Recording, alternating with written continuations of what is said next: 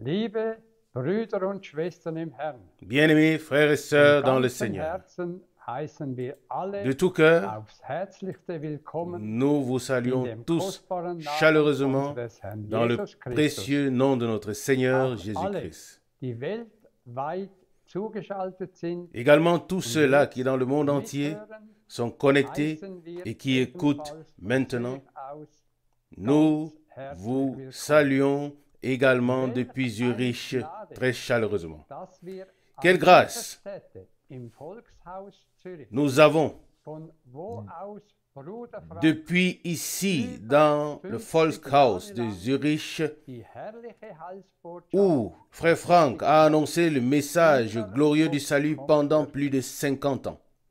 Wer hätte Qui aurait pensé en 1933, il y a plus de 90 ans, que le retour du Seigneur se ferait attendre si longtemps, depuis que Dieu a donné à Frère Branham le mandat d'apporter un message qui précédera sa deuxième venue.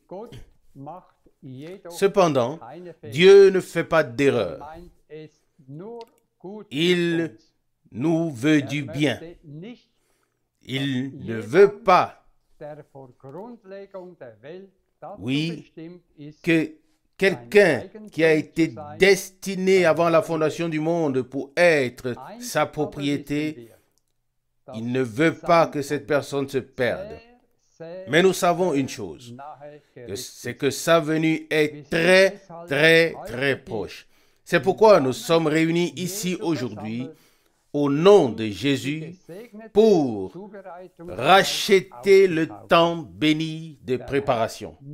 Que le Seigneur nous accorde à tous de faire partie des vierges sages qui recueillent la manne cachée afin que nous en recevions par grâce une pleine part et que nous soyons prêts à entrer dans le festin des noces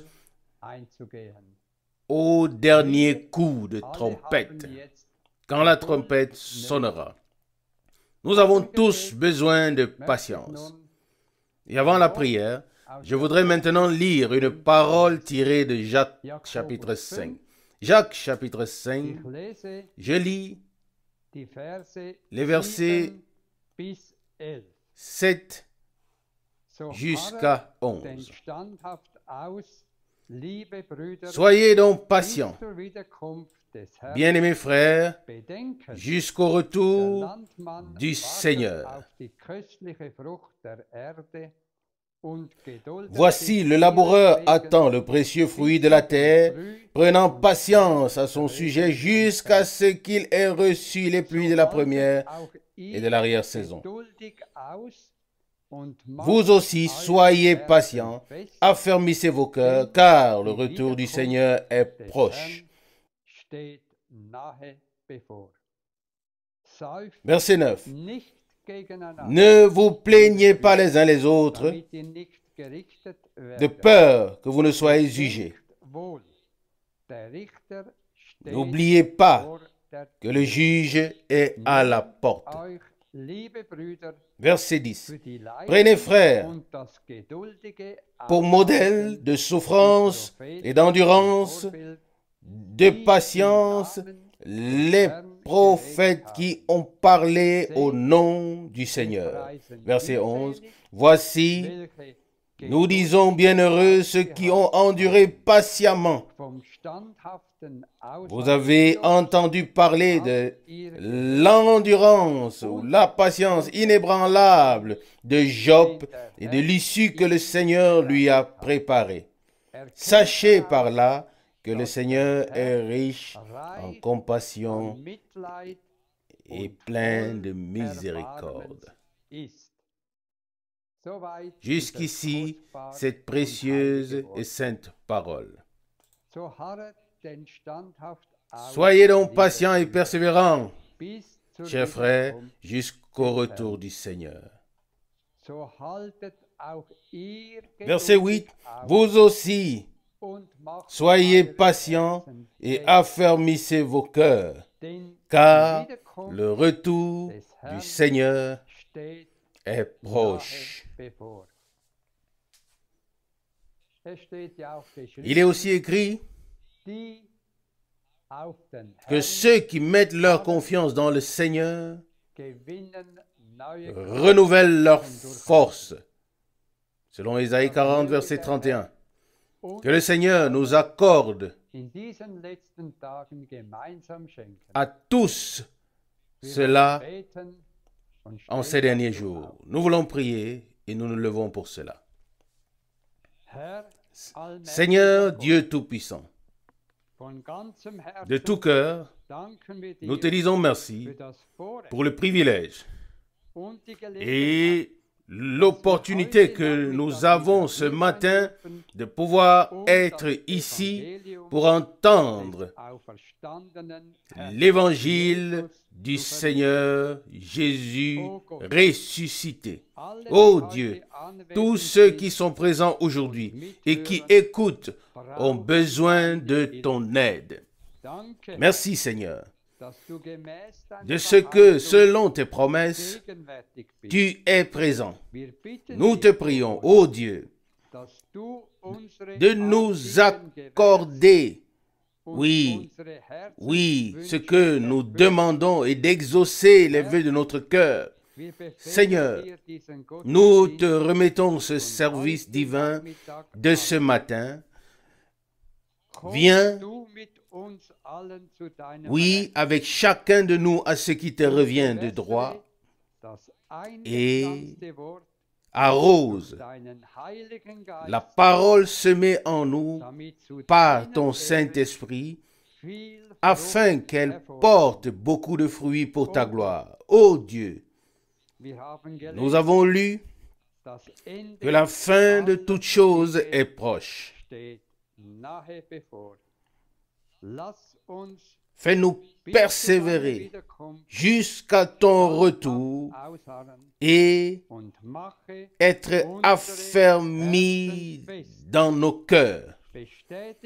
Confirme ta parole au milieu de nous par des signes et des miracles afin que nous puissions faire l'expérience de ta main puissante. Nous te le demandons au nom de Jésus. Amen. Amen. Louange et remerciements soient rendus au Seigneur.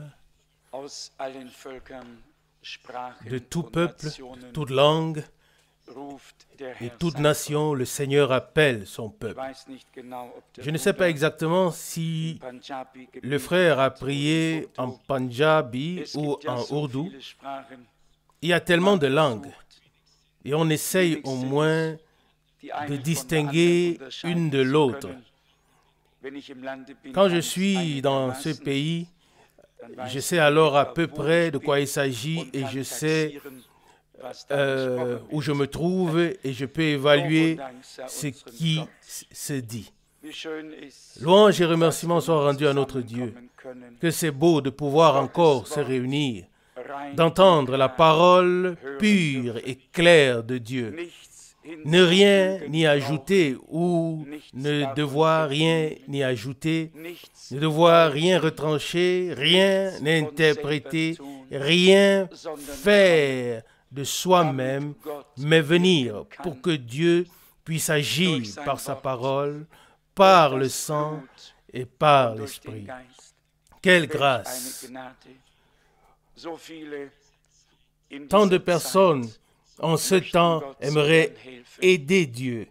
Oui, aider Dieu, accélérer la chose de Dieu parce qu'ils sont devenus impatients. Mais les Saintes Écritures nous enseignent justement ce mot très particulièrement. Et quand il s'agit des derniers jours, oui, le mot patience. Vous avez besoin de patience, afin qu'après avoir accompli la volonté divine, vous obteniez le bien promis. C'est ainsi que cela est écrit dans Hébreux chapitre 10, verset 36. Et Jacques écrit au 5e chapitre que nous avons besoin de prendre exemple sur la patience et la persévérance de Job. Jacques chapitre 5, verset 10. Nous attendons la pluie de la première et de l'arrière-saison. Nous attendons l'enseignement et nous l'avons reçu.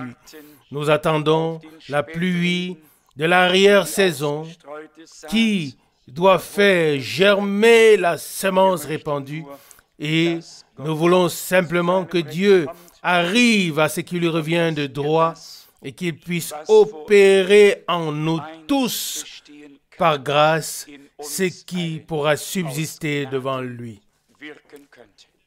Nous voulons comprendre cela une fois pour toutes.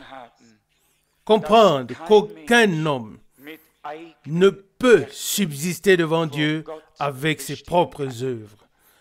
Seulement celui qui a reconnu et accepté pour sa vie l'œuvre de grâce et de rédemption universelle de Dieu en Jésus-Christ notre Seigneur,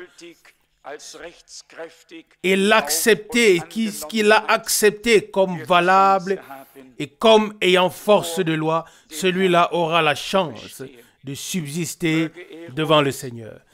Que le Seigneur puisse nous rendre silencieux, même en cette heure matinale, comme nous l'avons chanté et comme il est écrit dans Ésaïe au chapitre 30 au verset 15. Ésaïe 30, verset 15. Car ainsi a parlé Dieu le Seigneur, le Saint d'Israël. C'est en vous repentant et en vous tenant tranquille que vous serez sauvés. C'est dans le silence et la confiance que réside votre force. Amen. Jusqu'ici, cette précieuse et sainte parole. Ensuite, il est écrit ici au verset 15, mais, la suite du verset 15, mais vous n'avez pas voulu. Et cela ne doit pas s'appliquer à nous. C'est pourquoi je n'ai pas voulu lire la fin de ce verset. Je crois que nous sommes ici parce que nous voulons. Oui, nous voulons, Seigneur, tu le sais. Nous voulons marcher seulement selon ton esprit. Et nous savons que la conduite de l'Esprit de Dieu sera toujours dans les limites de la parole de Dieu. Et il y a tant de déclarations pieuses. Oui, j'en ai entendu une il y a quelques jours. Une sœur très précieuse disait au téléphone, « J'ai lu tant de prédications qui ont été traduites, mais à partir de maintenant, je ne veux plus que suivre la conduite de l'Esprit. » Et naturellement, j'ai demandé à la sœur, « Que veux-tu dire par là?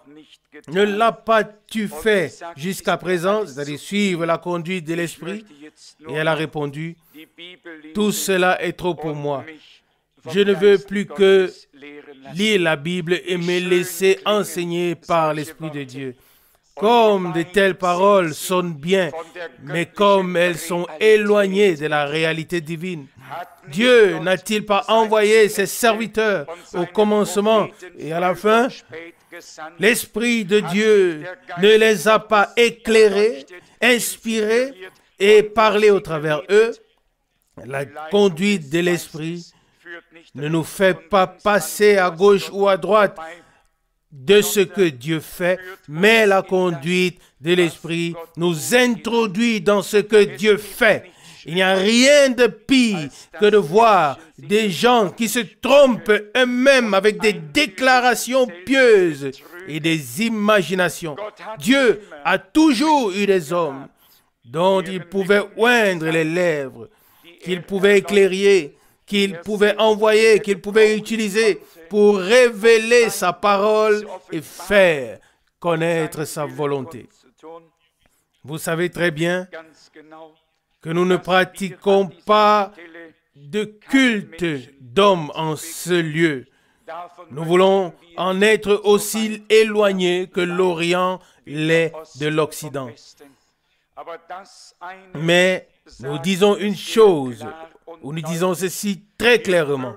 Nous n'oserions pas passer à côté de ce que Dieu a promis pour nos jours et de ce qu'il a fait en ces jours et de ce qu'il continue à faire. De ce nombre, il y en a suffisamment, mais nous ne voulons pas juger qui que ce soit. Mais nous voulons avoir un équilibre et reconnaître le ministère d'un Paul, d'un Pierre, d'un Jacques, d'un Jean et de tous ceux qui ont été envoyés par Dieu. Et nous n'excluons pas Frère Branham, mais nous l'incluons. Il était un homme envoyé de Dieu, avec un message de Dieu qui était déjà contenu dans la parole de Dieu, mais qui était caché. Ce message a été révélé et communiqué au peuple de Dieu. Amen. Et nous n'en avons pas honte. Tout au contraire, nous en sommes très reconnaissants. Mais nous ne glorifions aucun vase, mais nous rendons seulement gloire à celui qui a façonné tous les vases et à celui qui les remplit et à celui qui parle par eux. Amen. Que serait le plus beau vase s'il n'avait pas été utilisé, s'il était resté vide? Et un auteur de cantique chante: Maître sacré, nous ne sommes que des vases, mais des vases remplis de ta puissance.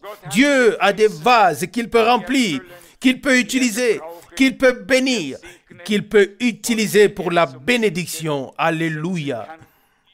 Dans la parole du prophète Jérémie que nous avons lue, il est si merveilleusement écrit, Jérémie 32, verset 18, deuxième partie. Toi, Dieu grand et fort, dont le nom est Seigneur des armées.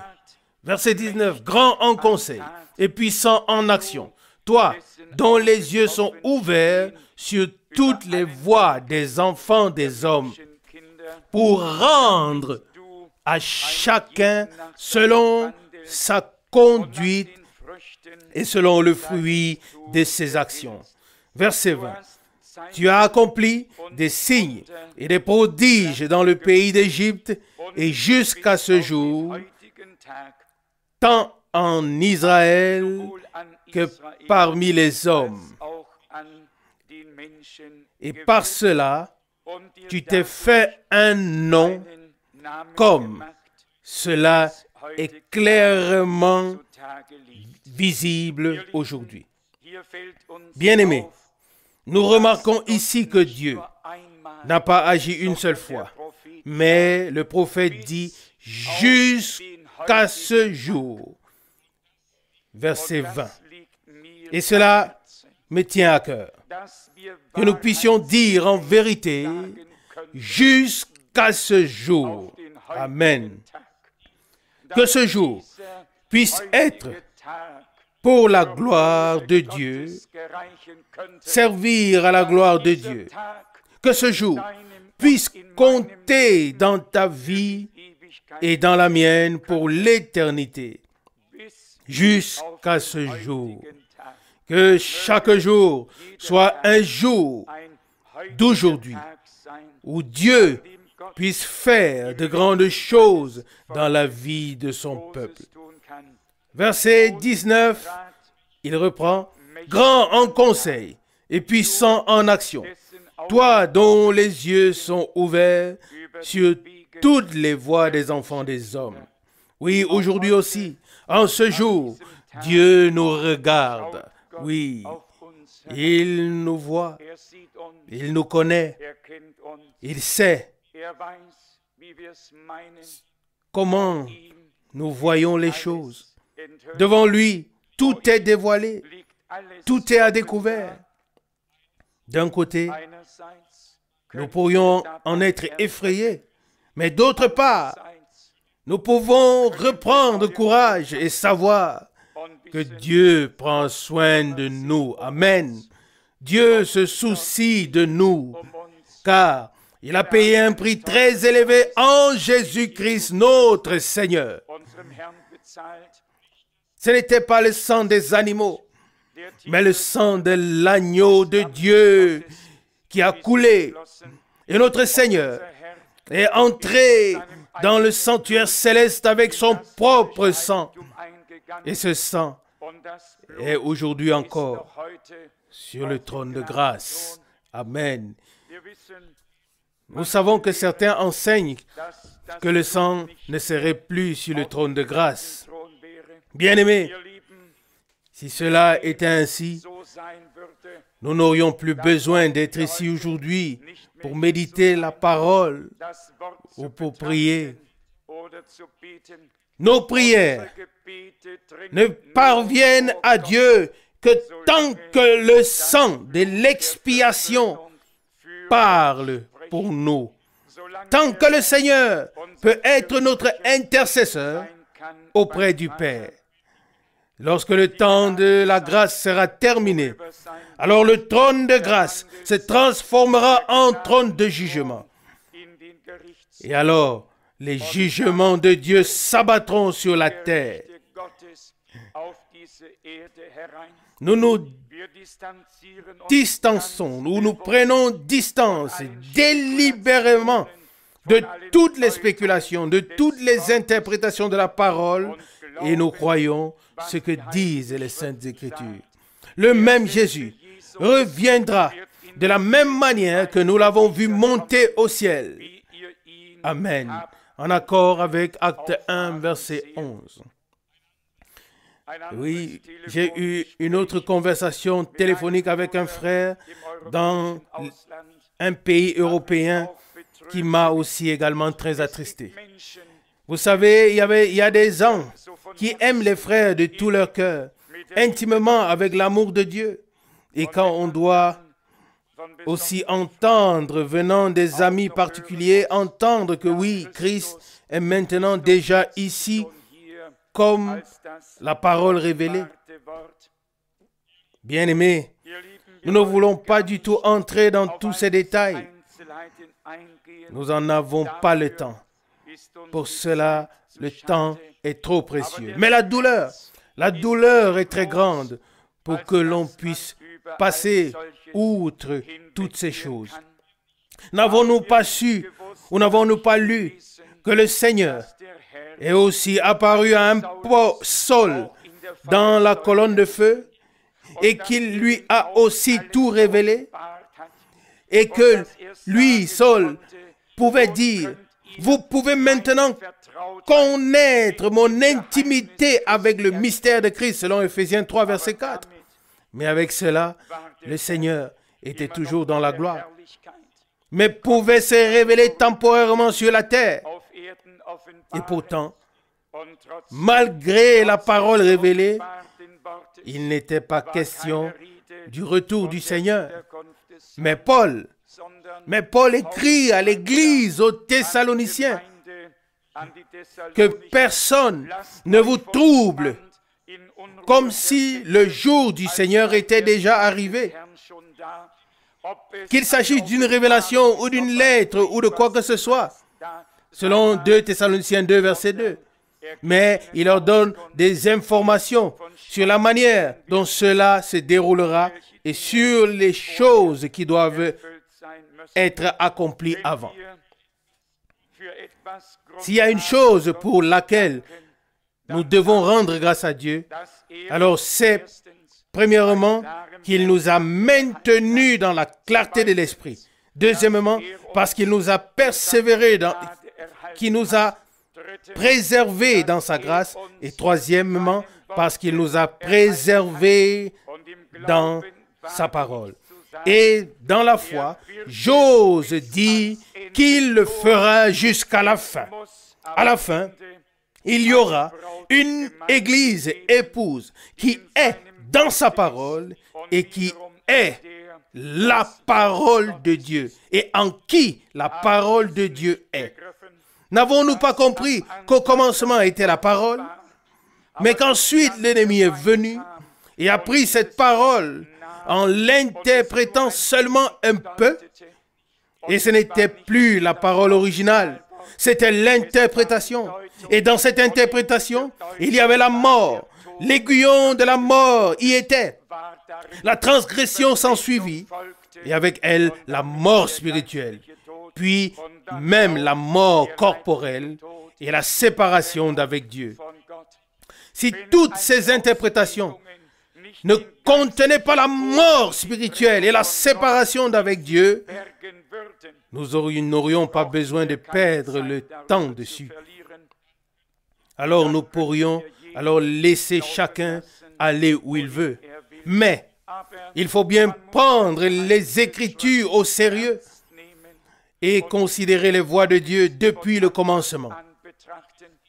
Et il y a une prédication que Frère Branham voulait de tout cœur donner, et avec le titre « Les traces du serpent ».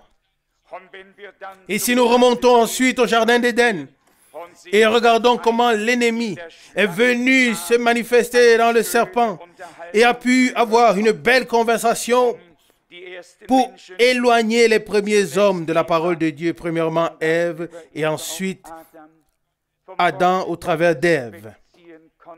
Et c'était sa stratégie depuis le commencement et ça reste sa stratégie jusqu'à la fin. Dieu ne nous a pas révélé sa parole pour que nous nous arrêtions quelque part pour écouter les interprétations, mais pour que nous recevions la parole dans la pureté et dans la sainteté et que nous attendions jusqu'à ce qu'il plaise au Seigneur de la révéler et de la mettre en pratique ou de la vivifier. Poursuivons la lecture dans Colossiens chapitre 1, à la suite de ce que nous avons considéré hier soir. Colossiens chapitre 1, à partir du verset 14. En lui, nous avons la rédemption par son sang, c'est-à-dire la rémission des péchés. Verset 15.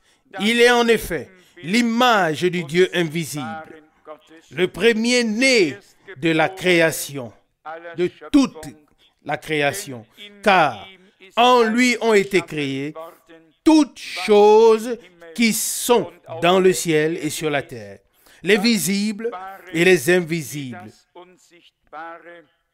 que ce soit les trônes ou les dominations, des autorités ou des puissances. Tout a été créé par lui et pour lui. Le verset 17, et il est avant toutes choses, et toutes choses subsistent par lui. N'est-ce pas merveilleux? Dans l'évangile de Jean, au chapitre 1, il est écrit, « La lumière vint dans le monde, et le monde a été créé par elle, mais le monde ne l'a pas connue. » Selon Jean 1, versets 9 et 10. Comme nous pouvons être heureux et reconnaissants de pouvoir suivre les traces de la révélation divine depuis le commencement. Dieu est par essence esprit, mais il s'est révélé sous une forme visible dans un corps spirituel comme Logos, comme Yahvé de l'Ancien Testament. Et dans le Nouveau Testament, nous le connaissons comme Jésus, comme Seigneur, comme Fils. Dieu ne s'est pas multiplié, non. Il s'est simplement révélé de différentes manières afin de pouvoir réaliser son grand plan de salut. Oh, cela pourrait nous faire nous prosterner lorsque nous pensons au fait que Dieu a trouvé des voies et des moyens de réaliser son dessein éternel malgré cette interruption causée au commencement dans le jardin d'Éden. Alléluia! Quelle joie! Comme c'est beau que nous puissions savoir que Dieu est un Dieu éternel, que son royaume est un royaume éternel, que son projet, ses desseins et son plan sont des projets et plans éternels. L'interruption temporelle ne peut tout de même pas remettre en question la sublimité de Dieu, et les défaillances humaines ne peuvent résister à la... Les défaillances humaines peuvent-elles résister à la puissance de Dieu? Non. Dieu a tout prévu. Quelqu'un m'a demandé, oui, pourquoi fallait-il que tout cela se passe ainsi? Je n'aime pas du tout le mot pourquoi. J'aimerais qu'il n'existe même pas du tout. Car qui peut répondre à cela? Frère Branham disait, en Dieu, il y avait différents attributs. Il y avait son amour qui devait se manifester. Il était sauveur, il était guérisseur, il était rédempteur. Mais tous ces attributs n'auraient pas pu être révélés si quelque chose n'avait pas été perdu. Et ainsi de suite. Vous connaissez tous ces détails. Dieu opère tout selon le dessein de sa volonté. Et nous ne pouvons que nous laisser introduire dans cette volonté divine et dans ce projet divin. Amen. Restez sobre et croire de tout cœur la parole de Dieu. Et pour que cela soit aussi dit une fois pour toutes, nous croyons que tout ce que Frère Branham a dit a été tiré de la Bible et nous ramène à la Bible. Il n'y a pas deux choses. Il y a une seule chose, une seule cause de Dieu. Et j'étais très étonné de constater que des personnes qui se croient si spirituelles au-dessus de tout, que ces personnes doivent soudainement se surprendre à penser encore humainement. Il y a une déclaration de Frère Branham où il parle de la moisson. Et il énumère des mois et demande, est-ce que la récolte ou la moisson se fait en janvier, en février, en mars, en avril, en mai, en juin et ainsi de suite, ou est-ce que la moisson se fait en juillet? Et là, des frères ont aussitôt sauté sur la chose de manière spirituelle et se sont précipités sur la chose et dit, vous voyez, le prophète a dit que cela sera en juillet, pas en janvier, pas en mars, pas en avril. Voilà, le prophète l'a dit. Oh. Alors là, le chapeau se relève, même si on n'a pas de chapeau. Les mots nous manquent alors. Et la sainte colère se saisit de nous et on pourrait frapper sur la table et dire, ah, vous êtes pauvres, vous êtes aveuglés. Nous ne jugeons pas ici, mais nous le disons seulement parce que tant de détresse a été causée en essayant de prendre des déclarations et de les spiritualiser et de les interpréter. Remercié soit Dieu encore une fois. Nous ne le disons pas par arrogance, mais par reconnaissance intérieure de ce que nous n'avons rien interprété, mais que nous avons attendu jusqu'à ce que la moisson arrive, jusqu'à ce que la moissonneuse batteuse dont Frère Branham a parlé très clairement, et en particulier dans les prédications de 1965, jusqu'à ce que la moisson soit pleinement récoltée. La moisson est encore dehors et du moins moi, j'en suis convaincu. Il est également écrit dans la suite de Colossiens 1, verset 18, Colossiens 1, verset 18, il est la tête du corps, c'est-à-dire de l'Église. Il est le commencement, le premier-né d'entre les morts, celui qui doit avoir la prééminence en toutes choses. Oui, il est la tête de l'Église. Si on lit dans 1 Corinthiens au chapitre 11, il est écrit, Dieu est la tête de Christ. Christ est la tête de l'Église. Et cela continue. C'est dans 1 Corinthiens 11, verset 3. Mais la question est la suivante. Avons-nous donné au Seigneur sa place de chef? Devant un tel passage biblique, nous devrions presque nous lever et dire, Seigneur, t'avons-nous donné la première place comme chef de ton corps? T'avons-nous donné la première place comme époux de nos âmes? T'avons-nous donné la première place à toi qui nous a rachetés si cher? T'avons-nous reconnu comme chef? Est-ce toi qui nous dirige? Peux-tu disposer de nous, de tout ce que nous sommes, de tout ce que nous avons? Il reprend le verset 18.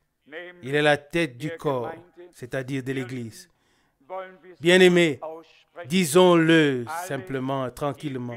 Tous ceux qui appartiennent réellement au corps de Christ et qui ont été baptisés par un esprit en ce corps pour faire partie de ce corps se soumettront à Christ comme la tête. Lui comme la tête. Et tous les autres suivront leur propre chemin. Alors, l'ordre biblique de l'Église sera également rétabli. Alors, nous verrons les ministres manifestés dans l'Église de Jésus-Christ lorsqu'il pourra disposer de chaque membre, lui en tant que le chef. Lorsque tous se soumettront à lui et formeront son corps, son Église, comme il le dit ici dans cette parole. Il devrait avoir la prééminence en toutes choses.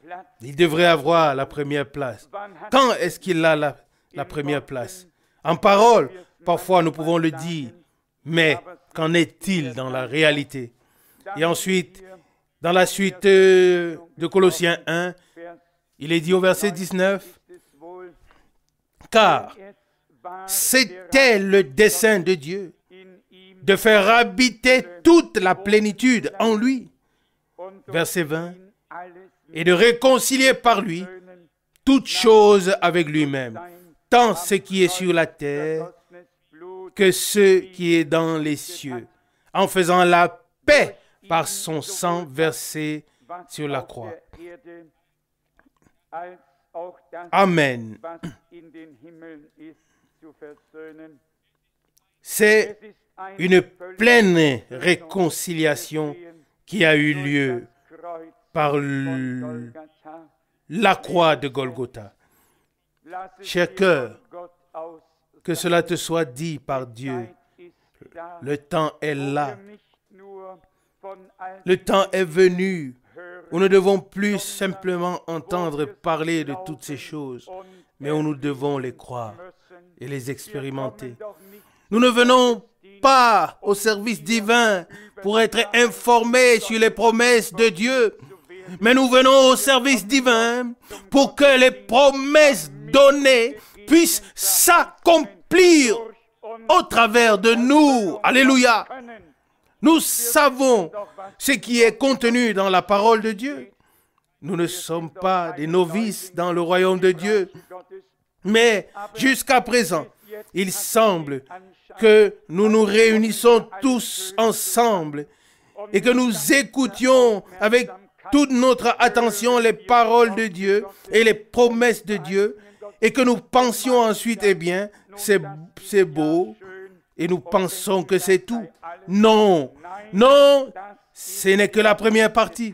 Mais la deuxième partie en fait aussi partie, à savoir que Dieu puisse accomplir à l'instant en toi et en moi la parole que nous écoutons. Amen. Ce n'est que là qu'elle aura accompli l'objectif pour lequel elle a été envoyée. Sinon, Nous pouvons passer notre vie entière à écouter et ne pas entrer dans la possession de ce que Dieu nous a promis. Alors les perdus restent perdus et tout le reste demeure comme c'était avant. Mais si nous pouvons croire que nous venons au service divin, non pas pour écouter et réécouter et encore, car ça aussi, c'est important. Mais nous ne venons pas seulement pour écouter, mais pour faire l'expérience avec Dieu, expérimenter Dieu. Oui, alléluia. La foi vient de la prédication. Et que la foi puisse prendre Dieu par sa parole, à sa parole, et que nous ne partions pas les mains vides, mais que nous permettions à Dieu de confirmer sa parole et de ne pas repartir à vide, mais qu'elle accomplisse ce pourquoi elle a été envoyée. Au verset 21 de Colossiens 1, il est dit quelque chose de merveilleux. Colossiens 1, verset 21. Vous aussi qui étiez autrefois étrangers et ennemis dans vos mauvaises œuvres. Verset 22. Mais maintenant, il vous a réconciliés dans son corps de chair par sa mort pour vous présenter comme saints, irréprochables et irrépréhensibles devant lui, pourvu que vous soyez fermement établis et inébranlables dans la foi et que vous ne vous laissiez pas détourner de l'espérance de l'évangile que vous avez entendu, qui a été proclamé dans toute la création sous le ciel et dont moi, Paul, j'en suis devenu ministre. Bien-aimés, ici aussi des pensées précieuses sont exprimées. Notre Seigneur, en tant que Fils de Dieu, s'est manifesté dans un corps de chair. Il est venu dans un corps comme celui que nous portons. Il a été circoncis le 8e jour, selon la loi. Et il est devenu semblable à un homme. Il ne nous a pas regardés d'en haut pour nous condamner. Mais il est venu, s'est abaissé. Il a pris une forme de serviteur pour payer le prix et prendre notre place afin que nous puissions être rachetés de cette enveloppe charnelle périssable pour ensuite pouvoir retourner à la nature d'esprit à laquelle l'homme appartient depuis le commencement, lorsqu'il a été formé, façonné à l'image de Dieu. Chacun peut le lire dans Genèse chapitre 1, Genèse chapitre 2. Dans Genèse chapitre 1, au verset 27, il est écrit que Dieu créa l'homme à son image. Et il le créa à l'image de Dieu. Et dans Genèse chapitre 2, à partir du verset 7, alors il est écrit, le Seigneur Dieu a créé l'homme de la poussière de la terre. Dans Genèse chapitre 1, Dieu n'était pas fait de terre. Dieu était dans un corps spirituel. Et c'est ainsi qu'Adam avait été créé. Et Ève a été ensuite tirée d'Adam. Puis Adam a été placé dans une enveloppe de chair. Et ensuite Ève a été retirée de lui. Quelle image merveilleuse. Et Paul parle dans Éphésiens 5 et il dit, je dis cela par rapport à Christ et à l'Église. L'Église était en Christ, mais ce n'est que lorsqu'il a pris forme dans un corps de chair que l'épouse a été tirée de lui.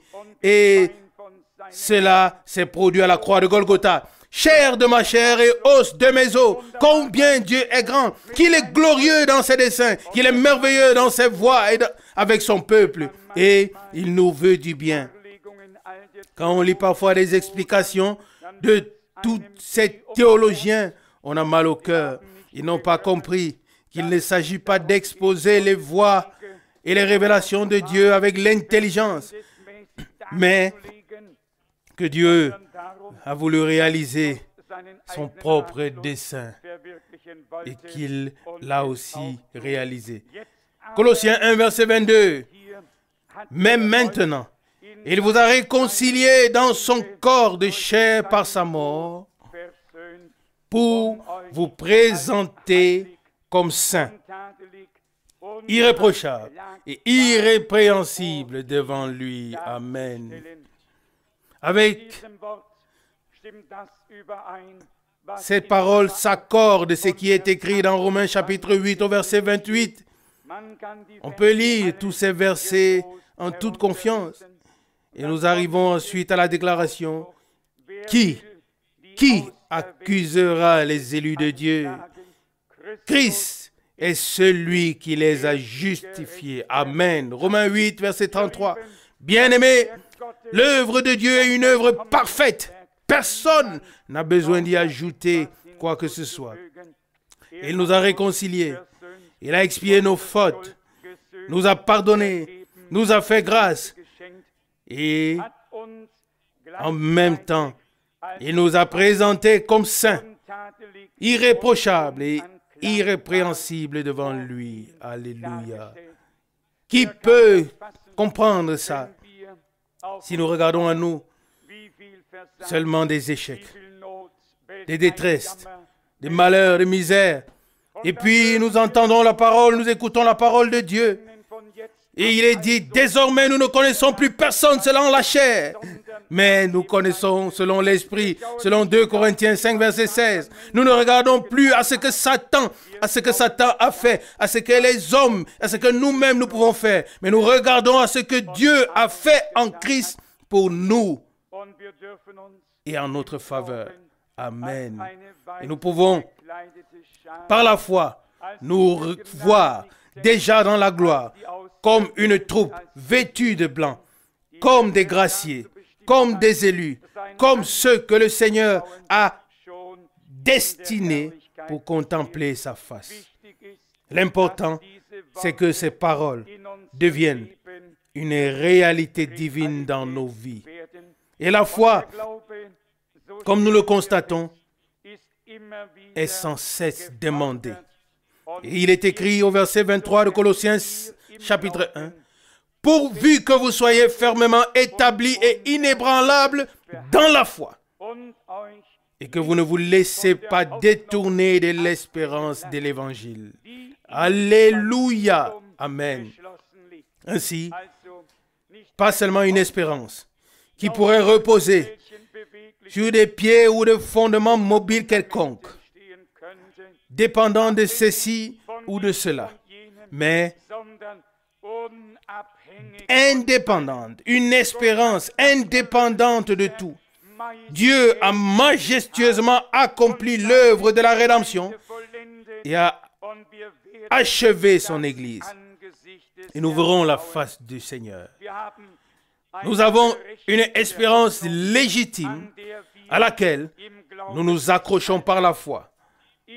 Oui, la foi qui est dans l'évangile de Jésus-Christ. Amen. Non pas une foi qui est dans les sentiments, pas une foi qui dépend des circonstances, mais une foi qui est solide comme le roc. Et dans l'Épître aux Hébreux, nous lisons que nous avons un ancre qui s'étend au travers du voile. Hébreux 9, verset 16. Qu'est-ce qu'il y avait au-delà du voile, derrière le voile? Il y avait le propitiatoire, là où se trouvait l'arche de l'alliance, là où le souverain sacrificateur entrait une fois l'année pour faire l'expiation pour lui-même et pour le peuple. Et le voile se déchira. Et Jésus-Christ, le souverain sacrificateur, entra une fois pour toutes avec son saint sang dans le sanctuaire céleste. Alléluia. Et lorsque nous lisons ensuite dans Apocalypse, il est dit, Apocalypse 11, verset 19, « Et je vis l'arche de l'alliance ouverte. Oh bien-aimé, combien Dieu nous a donné de grandes choses par la révélation prophétique de sa parole et de sa volonté en ce temps. Nous ne sommes plus dans le parvis. Nous avons reconnu la grâce. Alléluia. Et le Seigneur nous a fait entrer dans le lieu très saint. Gloire à Dieu. Nous savons ce qui se passait dans le parvis. Et nous savons ce qui se faisait dans le sanctuaire. Oui, il y avait les chandeliers. Et il y avait les pains de proposition. Il y avait beaucoup de choses qui se passaient. Mais dans le lieu très saint, dans le Saint des Saints, une seule personne parlait. Et c'était Dieu. Amen. Là, il y avait les chérubins qui étendaient les ailes au-dessus du propitiatoire. Alléluia. C'est là que Dieu parlait. C'est là que Dieu répondait. Il n'y avait pas d'argument là-bas. Là-bas, on ne faisait rien. Là-bas, il n'y avait que le sang de l'expiation qui était apporté. Et Dieu donnait la réponse au souverain sacrificateur et il le ressortait et l'apportait au peuple. Bien-aimé, Jésus-Christ est notre souverain sacrificateur. Il s'est offert, il s'est sacrifié à Dieu. Dans son sang se trouve l'expiation et la rédemption. Et il est ressuscité d'entre les morts et nous a apporté la réponse divine. Amen. Vous êtes rachetés. Vous êtes justifiés. Vos fautes sont pardonnées. Mon sang a coulé pour vous. Vous êtes libres. Vous avez trouvé grâce. Nous avons reçu la réponse divine par Jésus-Christ, notre Sauveur. Ici dans Colossiens, il est écrit, j'aimerais le lire encore une fois, verset 22, pour vous présenter comme saint, irréprochable et irrépréhensible devant lui. Verset 23, pourvu que vous soyez fermement établis et inébranlables dans la foi et que vous ne vous laissiez pas détourner de l'espérance de l'évangile que vous avez entendu, qui a été proclamé dans toute la création sous le ciel, et dont moi, Paul, j'en suis devenu ministre. Nous savons, et nous l'avons déjà dit tout à l'heure, Dieu a envoyé ses serviteurs au commencement et à la fin. Et sur quoi se portait leur attention? À quoi étaient-ils occupés? Non, ils n'étaient pas occupés à leur programme personnel. Mais ils étaient établis dans le programme de Dieu, au cœur du programme de Dieu. Ils avaient eux-mêmes part à ce que Dieu faisait, ainsi que tous les autres qui ont entendu leur parole, c'est-à-dire la parole de Dieu sortie de leur bouche. Qui d'entre nous peut comprendre que les prophètes de l'Ancien Testament étaient déjà appelés fils de Dieu?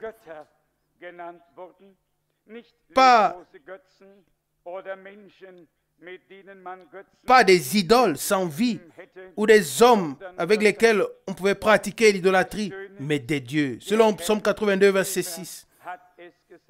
Et ce qui est beau, c'est que le Seigneur lui-même l'a dit. C'est écrit, ainsi a parlé le Seigneur. Vous êtes des dieux. Qu'est-ce que c'était? Quelque chose de divin est entré dans leur vie. La parole de Dieu est entrée dans leur âme. Et ils ont été rendus divins. Amen. Ne prenez pas cette parole à la légère. Ils ont été rendus participants de la nature divine. Ils ont cru la parole qui leur a été adressée. Et c'est pourquoi le Seigneur a pu dire, vous êtes tous des dieux et des fils du Très-Haut. Déjà dans l'Ancien Testament, il a dit, Psaume 82, verset 6, « Oh, alléluia, gloire à Dieu, oh, très élevé. » Et nous voyons le pont entre l'Ancien et le Nouveau Testament. Et Jésus, dans Jean chapitre 10, se réfère à la parole de l'Ancien Testament et dit, « Comment pouvez-vous me condamner, moi qui ai dit que j'étais fils de Dieu? N'est-il pas écrit dans votre loi, j'ai dit, vous êtes des dieux ?» Selon Jean 10, versets 32 à 34. Cela ne se voyait pas sur leur visage. Nous savons ce qu'Hébreux 1, 11 dit de ces héros de la foi. Par combien de tribulations ils sont passés, par combien de moqueries, de railleries, de malentendus, d'accusations ont-ils dû affronter. C'est dans la privation, dans le pot de mouton qu'ils ont marché, vivant en partie dans des cavernes, n'ayant plus de maison, dans des privations. Et le monde n'était pas digne d'eux, car ils portaient la semence divine de la parole pour tous les enfants de Dieu qui devaient venir à la foi en Jésus-Christ notre Seigneur. Alléluia. Et puis nous voyons que certains ont été assassinés, tués, sciés et ainsi de suite. Extérieurement, leur condition divine n'était pas visible ou perceptible, mais intérieurement, ils portaient la parole de Dieu dans leur cœur. Et c'est pourquoi ils étaient devenus participants de la nature divine. Alléluia! Gloire à notre Dieu. Chers cœurs, les plus grandes et les plus précieuses promesses nous ont été données afin que nous puissions devenir participants de la nature divine. Selon 2 Pierre chapitre 1, c'est ce qui est écrit dans la parole de Dieu, dans 2 Pierre chapitre 1. Les promesses ne nous ont pas été données pour que nous les interprétions, pour que nous en parlions, jusqu'à ce que nous les ayons tous brisées, jusqu'à ce que nous ne puissions plus les croire. Mais elles nous ont été données pour que nous puissions avoir part, devenir participants à la nature divine. Qu'est-ce que c'était? Pourquoi les prophètes ont-ils été rendus participants de la nature divine? Parce qu'ils ont fait passer les promesses de Dieu sur leurs lèvres et qu'ils ont cru dans leur cœur. Nous écoutons la parole de Dieu. Nous avons part à tout ce que Dieu a jamais dit.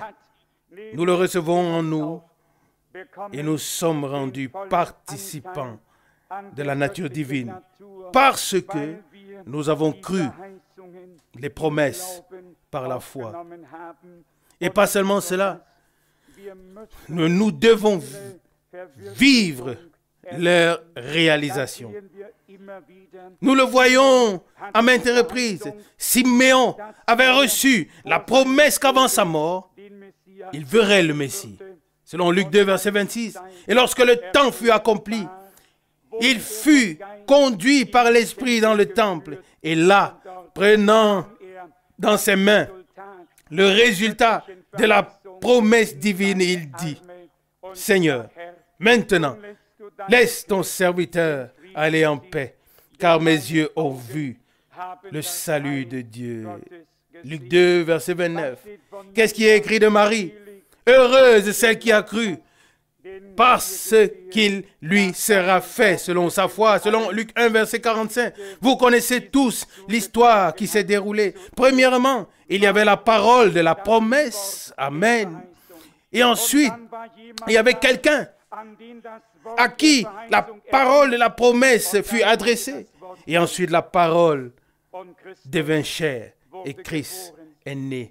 Bien-aimés, premièrement, les promesses de Dieu existent en tant que parole. Premièrement, en tant que parole de promesse. Et ensuite, Dieu cherche des personnes en qui il peut mettre cette parole de promesse. Amen. Et dans la mesure où nous faisons partie de ceux en qui la parole de la promesse divine pour ces jours peut être déposée, alors nous ferons partie de ceux en qui la parole de Dieu pour ce temps deviendra une réalité divine. Alléluia! Gloire à notre Dieu. Telles sont les voies de Dieu jusqu'aujourd'hui. Et à la fin, pour qu'il arrive à ce qui était au commencement. Seigneur, nous te remercions pour ce que tu as fait pour Israël et pour nous jusqu'à ce jour. Amen. Pour l'accorder au Nouveau Testament, Seigneur, nous te remercions pour ce que tu as fait à Golgotha, pour ce que tu as fait dans le christianisme primitif et à travers les presque 2000 dernières années.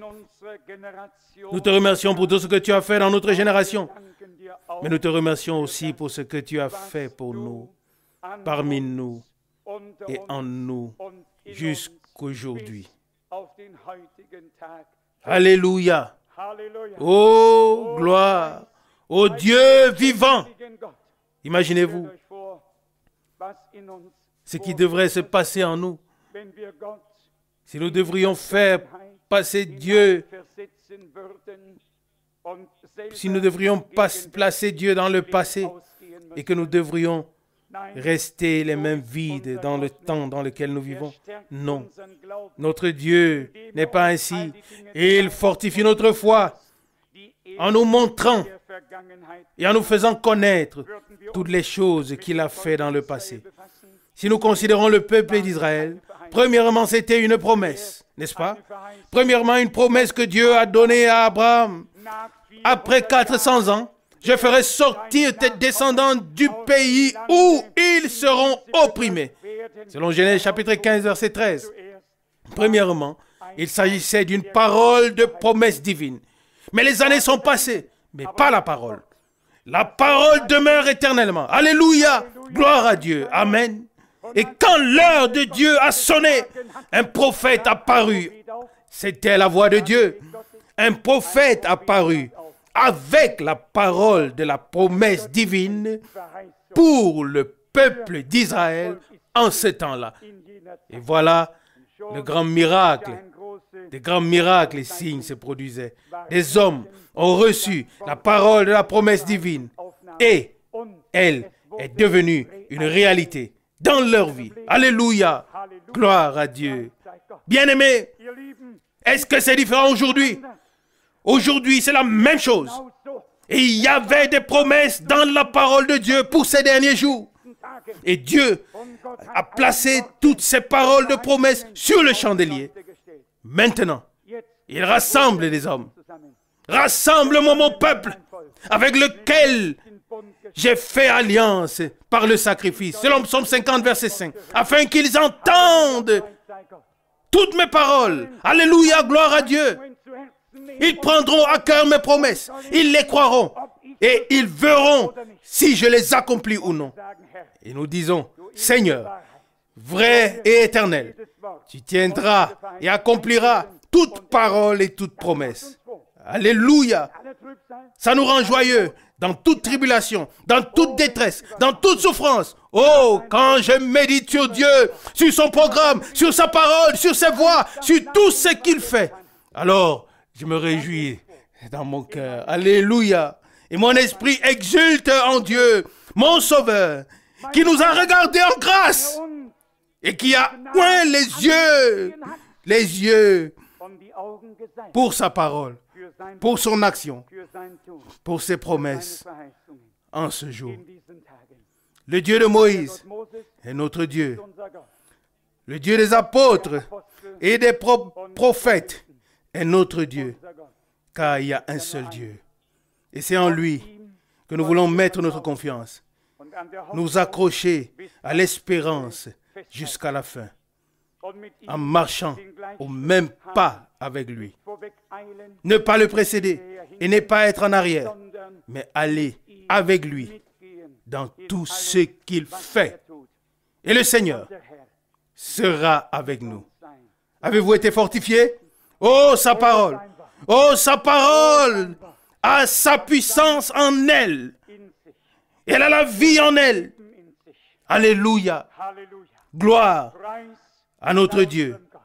Comme nous pouvons être reconnaissants pour cette Bible, pour cette précieuse et sainte parole de Dieu. Personne n'avait besoin d'être dans les ténèbres. Chacun pouvait avoir la clarté par l'esprit, mais toujours par le moyen de la parole. Il n'y a pas de clarté et d'éclairage de Dieu en dehors de la parole. Tout ce que Dieu fait, il le fait selon sa parole. Il est le Dieu de sa parole. Et ses prophètes et apôtres l'ont proclamé. Elle a été mise par écrit comme un témoignage pour nous informer sur ce qu'il a l'intention de faire avec nous. À lui soit la louange, la gloire, l'honneur et l'adoration pour les siècles des siècles. Amen. Levons-nous pour remercier le Seigneur. Peut-être nous chantons le cantique « Tu es digne ». Tu es digne. Tu es digne. Tu es digne, ô Seigneur.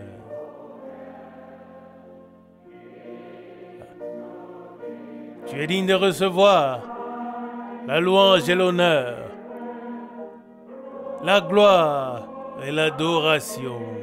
Alléluia. Tu es digne, ô Seigneur. Tu es digne. Tu es digne.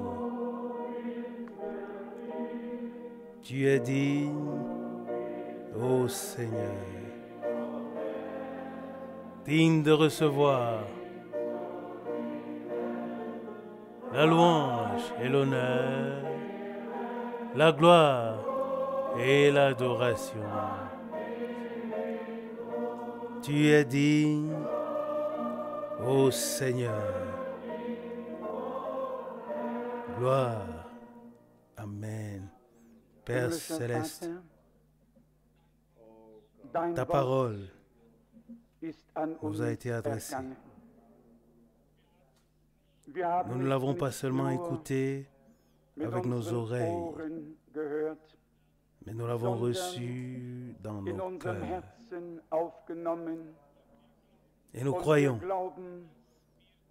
que nous pouvons faire partie de ceux que tu as destinés pour recevoir ta pure et sainte parole, sans aucun mélange, comme promesse divine. Restez calmes, nous taire, restez silencieux et attendre jusqu'à ce que, par ton esprit, tu puisses vivifier cette parole. Fidèle Seigneur, comme Marie ne pouvait rien ajouter, elle était silencieuse dans ta présence. Elle écoutait la parole de la promesse et elle croyait. Et l'Esprit de Dieu est venu sur elle et quelque chose a été créé en elle. Ah, Seigneur fidèle, fais de nous de telles personnes. Ô Dieu, que ta parole de promesse pour ces derniers jours, jusqu'à ton retour, soit déposée dans nos cœurs. Alléluia. Puissions-nous nous y accrocher avec foi et avec confiance et savoir que tu ne tardes pas. Seigneur, tu feras chaque chose au temps marqué. Oh, comme nous aurions souhaité que cela ait déjà eu lieu depuis longtemps. Mais Seigneur, tu existes d'éternité en éternité. Et nous sommes préoccupés par des choses temporelles. Comment pouvons-nous te comprendre, toi et ton plan éternel? Cependant, nous croyons que nous y avons été introduits. Bien-aimé Seigneur, ce n'est pas seulement une impression, pas seulement un vœu pieux, pas seulement un rêve, mais c'est une réalité divine. Alléluia, gloire, honneur et adoration à toi, Dieu Tout-Puissant. Tu as fait de grandes choses dans le passé et tu fais de grandes choses jusqu'à aujourd'hui, en ce jour et en ce jour ici. Maintenant, en cette heure, nous sommes dans ta présence. Ton Esprit Saint agit au milieu de nous pour rendre ta parole vivante et pour opérer la foi et pour la confirmer. À toi soit la louange et l'honneur, la gloire et l'adoration. Tu nous as saisis au plus profond de nous-mêmes. Tu nous as saisis dans nos âmes. Nous te remercions pour cela et nous louons et glorifions ton nom merveilleux et glorieux.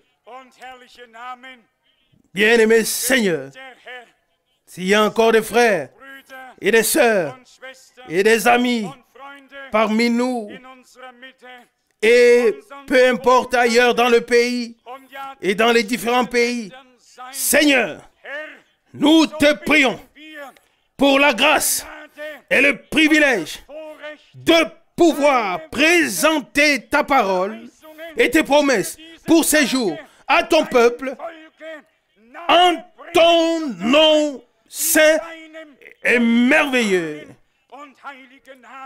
Seigneur, tu nous as bénis.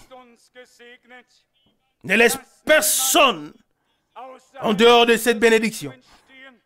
Que personne ne réfléchisse sur ta parole avec intelligence, mais qu'il croit de tout cœur, afin d'avoir accès à toi. Alléluia. Car celui qui veut s'approcher de toi doit croire que tu es là, que tu es présent et que tu parles. Alléluia.